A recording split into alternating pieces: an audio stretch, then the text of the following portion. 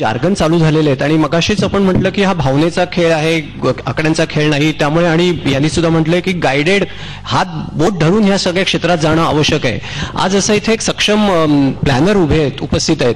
नाईकजी, तुम्हाला थेट प्रश्न मधले सगळे प्रश्न मी वगळून विचारतो.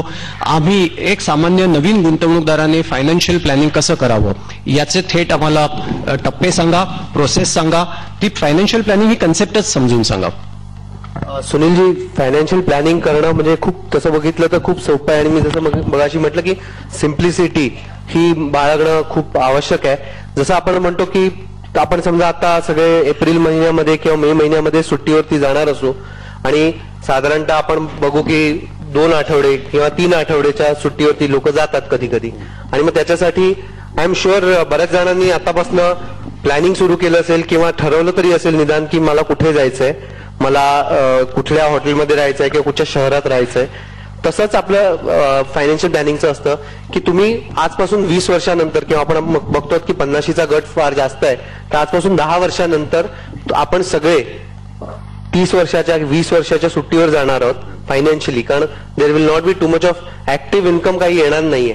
तर मग त्याचं प्लॅनिंग आतापासूनच करणं आवश्यक आहे. आणि जसं आपण सुट्टीचं प्लॅनिंग करतो त्याच प्रकारे आपण फायनान्शियल प्लॅनिंग करू शकतो की मला नक्की कुठे जायचंय, मला किती पैसे लागणार आहेत, मला तिकडे समजा आपण केसरी बरोबर किंवा राजाराणी अशा कुठल्या नामवंत संस्थेबरोबर गेलो तर तिकडे जेवणा खाण्याचं सगळं आपले खर्च सेट असतात. पण जाताना सर्वप्रथम आपण काय करतो तर आपल्या घरातल्या वस्तू ज्या आहेत त्या किंवा दागदागिने आहेत ते आयदर लॉकरमध्ये ठेवतो किंवा आपल्या घराच्या कपाटात ठेवून देतो.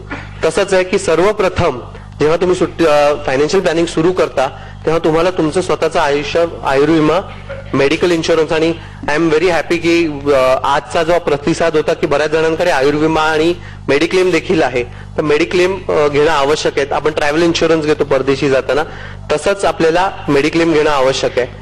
मग नंतर आपण म्हणतो की ठीक आहे मला सगळे खर्च तर तिकडे संस्था देते, ट्रॅव्हल एजन्सी देणार आहे, तरी पण आपण काही पैसे आपल्या हातात घेऊन जातो की इमर्जन्सीला काही पैसे असणं आवश्यक आहे. तर आपल्याकडे इमर्जन्सीला साधारणतः 9 महिन्याचे पैसे आपल्याकडे नेहमी असले पाहिजेत. तुमचं करायचं की सरकार गुंतवणूकदारांना काही प्रोत्साहन देणार का, काही देणार का? त्यावेळेला प्रत्येक वेळेला तुम्ही सांगायचं नाही, ते सरकार फॅसिलिटेटर आहे, सरकार असं काही चमचा म्हणून तुम्हाला देणार नाही, डोळ्याने दूध पाजणार नाही, मान्य केलं. पण आता जे सरकारचं पॉलिसी त्याला म्हणतात म्हणजे लोकसत्तेचा जर हे म्हटलं शब्द तो घेतला तर धोरणात लकवा, पॉलिसी पॅरालिसिसचा सारखा सगळा जो काही हा झालेला आहे आणि त्यामुळे गुंतवणूकदारांचं जे नुकसान होत आहे त्याची तरी जबाबदारी सरकारवरती जाते का नाही?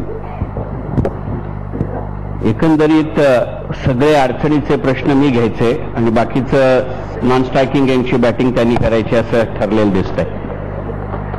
माझं उत्तर तुम्हाला आवडणार नाही हे मी आधीच सांगून टाकतो की मुळातच सरकारचा जो काही धोरण लकवा त्याला पॉलिसी इन ऍक्टिव्हिझम अशा अर्थी तो मराठी शब्द वापरतोय. लोकसत्तेच्या रविवारच्या लेखात तो शब्द आल्यामुळे अनेकांनी आता लकवा सरकारला भरलाय, त्यामुळे आपल्याला भरायला हरकत नाही असं ठरवलेलं दिसतंय.